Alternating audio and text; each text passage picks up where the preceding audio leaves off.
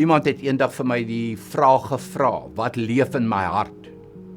Wat leef in my hart? Ek sal dit nooit vergeet, dit was 'n e-pos wat ek gekry het. En dis 'n baie moeilike vraag om te beantwoord, want daar leef baie goed in my hart. As iemand dit nou vir jou moet vra, wat leef in jou hart?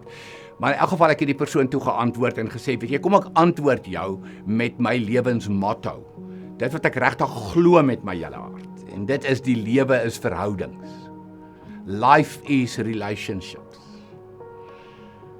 En as ons dit werklik sê, dan begin dit met 'n verhouding met God en dan uit 'n verhouding met God. Ek noem dit altyd die fondamentverhouding.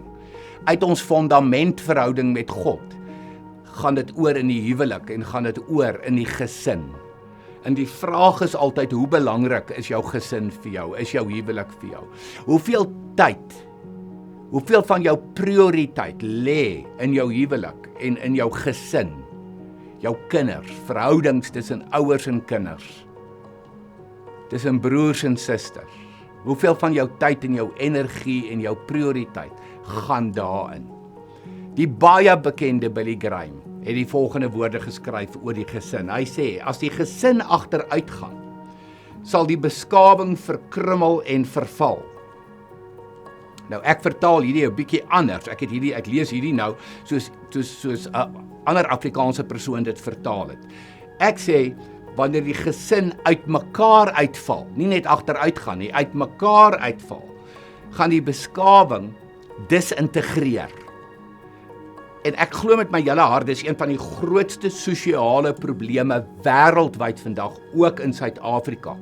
Gesin is nie meer die prioriteit wat dit moet wees nie. En as gesinne uitmekaar uitval, dan val die samelewing uitmekaar uit. Die samelewing disintegreer. 'n Gemeenskap bestaan uit 'n klomp gesinne. 'n Gemeente bestaan uit 'n klomp gesinne. 'n Land bestaan uit 'n klomp gesinne. Dis tyd dat ons weer regtig ons oog fokus op verhoudings in die eerste plek, ons fundamentverhouding met die Here, maar daaruit huweliksverhouding en gesinsverhoudings, dat ons weer die tyd daarvoor maak, dat ons weer die tyd daarvoor gee, dat ons die prioriteit daarvoor gee, omdat 'n hele samelewing disintegreer as ons dit nie doen nie. Mag dit vir jou 'n uitdaging wees en vir my 'n uitdaging wees. Kom ons investeer weer in ons huwelike en in ons gesinne.